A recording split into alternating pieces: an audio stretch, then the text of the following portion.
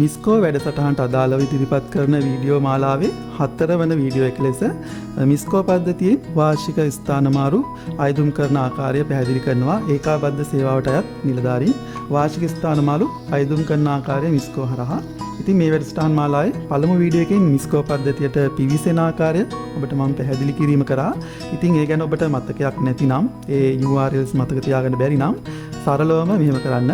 Web browser එකෙන් Google වෙත පිවිසලා Google search එකක් කරන්න මිස්කෝ කියලා ටයිප් කරලා MISCO මිස්කෝ ලෙස ටයිප් කර Google search කරන්න. එවිට පෙනෙන search results වලින් CSHRM login screen කියලා නැත්නම් මිස්කෝ login screen ඒ වෙත පිවිසෙන්න. එවිට මිස්කෝ වැඩසටහනට අදාළ login screen එක home screen එක මේ විදිහට පෙන්නනවා. මෙහි institute කියන්නේ ආයතනයේ ගිණුමේ ආයතනයේ විෂය භාර නිලධාරීන් පරිශීලනය කරන ගිණුම. එය ඔබට අදාළ නැහැ සාමාන්‍ය නිලධාරීන් විදියට users විදියට. ඔබ මෙන්න මේ users කියන login එකෙන් යන්න ඕන. users button එක මත touch කරන්න. එවිට පහළින් මේ විදියට ඔබේ ID number එක type කරන්න එනවා. එතන ඔබගේ ID number එක type කරන්න ඕන. ඊට පස්ව password එක ඔබේ ගිණුමට අදාළ password එක ලබා දෙන්න. ලබා දීමේ user login මත touch කර ඔබගේ මිස්කෝ ගිණුමට log වෙන්න. ඔබ විසින් ඔබගේ මිස්කෝ ගිණුමට නිවැරදිව ලොග් වුණාට පසු මේ විදිහට ඔබගේ හෝම් ස්ක්‍රීන් එක පෙන්වන්න කරනවා මිස්කෝ account එකේ. එහි වම් පැත්තෙන් තියෙනවා මේ විදිහට මෙනු බාර් එක. මේ කරුණු මම කලින් වීඩියෝස් තුනේ පැහැදිලි කරා. පළමු වීඩියෝ එකෙන් මිස්කෝ පද්ධතිය හැඳින්වීම කරා. දෙවෙනි වීඩියෝ එකේ මිස්කෝ පද්ධතියට පිවිසෙන ආකාරය සහ පාස්වර්ඩ් එක අමතනම් එය රීසෙට් කරගන්න ආකාරය නැවත පාස්වර්ඩ් එක සකස් කරගන්න ආකාරය ගැන පැහැදිලි කරා. තුන්වන වීඩියෝ එකෙන් මිස්කා පද්ධතියේ තොරතුරු ඇතුළත් කිරීම, ඔබගේ තොරතුරු යාවත් කාලනය කිරීම ආදී සියලුම කරුණු සරලවම පැහැදිලි කරා. මේ වීඩියෝ එකෙන් පැහැදිලි කරන්නේ ඒකාබද්ධ සේවා නිලධාරී ඒකාබද්ධ සේවාවට අයත් නිලධාරියෙක් විදිහට වාර්ෂික ස්ථානමාරු මිස්කෝ පද්ධතිය හරහා අයදුම් කරන ආකාරය ගැන. ඉතින් account එකට log වුණාට පසු මෙන්න මේ transfer කියන menu එක මත touch කරන්න. එවිට පහළට expand වෙන මෙන්න මේ menu item දෙකෙන් transfer entry මත touch කරන්න. transfer entry. එවිට මේ ආකාරයට page එකක් open වෙනවා. එහි තිබෙනවට මෙතන request සහ appeal ලෙස button දෙකක්. මේ request button එක මත touch කරන්න. අලුතෙන් ඔයාලා request කරන يعني ස්ථානමාරු අයදුම් කරන්න. ඒ request මත touch කරාම මේ විදිහේ page එකක් open වෙලා මෙන්න මෙහෙම form එකක් පෙන්눔 කරනවා. එහි තියෙනවා යල add request සහ requests කියලා button දෙකක්. මේ add request කියන එකට තමයි දැන් මේ form එක open වෙලා තියෙන්නේ. ඔබගේ ID number එක සහ නම පෙන්눔 කරනවා. inactive මත්තමේ ඒ කියන්නේ type කරලා වෙනස් කරන්න බෑ. ඔබේ ගිණුමේම ඉන්න හින්දා එය තහවුරු කරගන්න මේ දෙක inactive වෙලා වැරදිව සටහන් වෙලා තියෙවි. ඊට පස්සේ ඔබ මේ ෆෝම් එක ෆිල් කරන්න. ට්‍රාන්ස්ෆර් එක නිවැරදිව තෝරන්න. ඊට පස්සේ ට්‍රාන්ස්ෆර් ටයිප් එක ඇනුවල් හරි එය තෝරන්න. ඉන්පසු ඔබට තියෙනවා පහළ ටෙක්ස්ට් ෆීල්ඩ් ටික ෆිල් කරන්න. ඉන්ස්ටිටියුට් සිලෙක්ෂන් යටතේ priority 1 2 3 කියලා ස්ථාන තුනක් ඔයාලා දෙන්න ඕන. ස්ථාන මාරු අයදුම් කරන ක්‍රමවේදය ඔබ දන්නවා. ඉතින් ඒ ආකාරයට ආයතන තෝරන්න ඕන. මේ මත ටයිප් කරන්න පුළුවන්. නමුත් මෙන්න මේ බටන් එක බලන්න. මේ බටන් එක මත ටච් කරලා click find institute කියන බටන් එක මත ටච් කරලා මේ කින් එක පහළට තෝරන්න ඕන.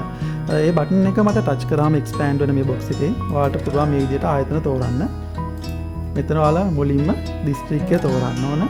ඊට පසු institute එක තෝරන්න වෙනවා. මම මේ විදිහට තෝරනවා. එකින් එක සබ් ඔෆිස් එක දක්වා නිවැරදිව තෝරන්න මේ විදිහට. හරි මම එහෙම තෝරනවා. ඊට පස්සේ එක ආයතනයක් ඔබ නිවැරදිව ඒ ටෙක්ස්ට් ෆීල්ඩ් එකෙන් තේරුවට පස්සේ මේ සිලෙක්ට් බටන් එක මත ටච් කරන්න කියලා තියෙන මේ සිලෙක්ට් බටන් එක මත ටච් කරලා එය මේ නිවැරදිව ටෙක්ස්ට් ෆීල්ඩ් එකට ඇතුළත් කරගන්න ඕන. යම් වරදක් වුණා නම් මේ රතු ක්ලෝස් බටන් එකෙන් ඒ ක්ලෝස් කරලා නැවතත් click for find change institute button එක මගින් නිවැරදිව ආයතනය තෝරා දෙන්න පුළුවන්. ඉතින් පහළ ආයතන දෙකත් ඒ ආකාරයට නිවැරදිව තෝරන්න ඕන. ආයතන තුනම ලබා දෙන්න ඔබගේ කැමැත්ත පිළිවෙල අනුව. ඉන්පසු area of work කියන එක යටතේ work area එක තෝරා ලබා දෙන්න. ඊට පස්සේ reason එක කියන්නේ යාලා මාරු වෙන හේතුව මොකක්ද කියන එක ස්ථාන මාරු අයදුම් කරන හේතුව ඒ වගේ පැහැදිලිව ටයිප් කරන්න. ඊට පස්සේ මෙතන ඔයාලට ටෙක්ස්ට් එකක් ටයිප් කරන්නත් අවස්ථාව දීලා තියෙනවා. ඇඩ් බටන් එක මගින් ඇඩ් කරලා මෙතන ටෙක්ස්ට් එක ටයිප් කරන්න පුළුවන්. ඊට පස්සේ බලන්න මෙන්න මෙතන ටෙක්ස්ට් එක ටයිප් කරන් දෙනවා. මේ ඇඩ් බටන් එකෙන් රීසන් එක මේ යට ග්‍රිඩ් එකට ලිස්ට් එකට කියන්නේ ලිස්ට් බොක්ස් එකට ඇඩ් කරන්න පුළුවන්. මෙතන ඩීටේල්ස් යටතේ ඔබට පුළුවන් නැත්ත කියලා ඩිෆෝල්ට් ටයිප් වෙලා තියෙනවා. නමුත් ඔබට අවශ්‍ය කාරණාවක් මෙතන ටයිප් කරන්න පුළුවන්. ඡේදයක් විදිහට ටයිප් කරන්න. නැත්නම් වර්ඩ් වල ටයිප් කරලා කොපි පේස්ට් කරන්න ඕන විදිහක් ඔයාලට කරන්න. සමහර විට ඔයාලා මේ ටෙක්ස්ට් එක ටයිප් කරද්දී කැරක්ටර් ලෙන්ත් එක වැඩි කියලා කිව්වොත් මට මතක විදිහට අකුරු 120ක් වගේ තමයි අවස්ථාව දීලා තිබුණේ. ඊට වැඩිය ටයිප් කරන්න බෑ. ඒ වුණත් මකලා ඒ ඔයාලා ටයිප් කරන ඡේදයේ විස්තරය සංක්ෂිප්ත කරලා ඒ අවශ්‍ය අකුරු ප්‍රමාණ සීමාව තුළ ටයිප් කිරීම කරන්න ඕන. හරි ඒක ඔබට පැහැදිලිව තේරුම් ගන්න පුළුවන්. ඉතින් නිවැරදිව ෆෝම් එක සම්පූර්ණ කරාට පසු මෙන්න මේ සේව් බටන් එක මගින් සේව් කළා. ඔයගේ රික්වෙස්ට් එක කියන්නේ ෆෝම් එක ෆිල් කරපු එක සේව් කරලා රික්වෙස්ට් එක සෙන්ඩ් කිරීම කරන්න පුළුවන්. හරි. ඒ විදිහට සේව් කරාට පසු සේව් සක්සස්ෆුල් මැසේජ් එක එනවා. ඊට පසු මෙන්න මේ රික්වෙස්ට් කියන බටන් එකට යන්න දෙවෙනි බටන් එක. රික්වෙස්ට් බටන් එකට ගියාට පස්සේ මෙන්න මේ විදිහට ඔයාලා ඇප්ලයි කරපු කියන්නේ ට්‍රාන්ස්ෆර් එක මේ විදිහට පෙන්නනවා. රෙකෝඩ් එකක් විදිහට පෙන්නනවා. ඉතින් මේ රෙකෝඩ් එක ඔයාලට පුළුවන් කියන්නේ ඇප්ලිකේෂන් එක print කරන්න පුළුවන්. මේ view application button එක මගින් print කරන්න open කරගන්න පුළුවන් PDF එකක් විදිහට. මෙතනින් delete request මගින් වැරදක් වුණා නම් delete කරලා නැවත add request button එක මගින් add කිරීම කරන්නත් පුළුවන්. ඉතින් ඒක තේරුම් ගන්න පුළුවන්. සාර්ථකව ස්ථාන මාරුව අයදුම් කරා. දැන් එම අයදුම් කරපු ස්ථාන මාරුව application එක view කරගන්නව print කරගන්න තමයි අවශ්‍ය. ඉතින් මේ view application මත touch කරනවා. එවිට මෙන්න මේ ආකාරයට PDF එකක් විදිහට කියන්නේ පෙන්눔 කරනවා ඔබගේ ස්ථාන මාරු අයදුම් පත්‍රය. මෙය දැන් ඔබට print කර ගැනීම කරන්න ඕන හෝ download කර ගැනීම කරන්න ඕන. ඉතින් කම්පියුටර් එක නම් control එක P අකුර press කරලා ඔයාලට මේක PDF එකක් විදිහට download කරගන්න පුළුවන්. save as PDF මගින් PDF එකක් විදිහට ඔයාලා PC එකට download කර ගැනීම කරන්න පුළුවන්.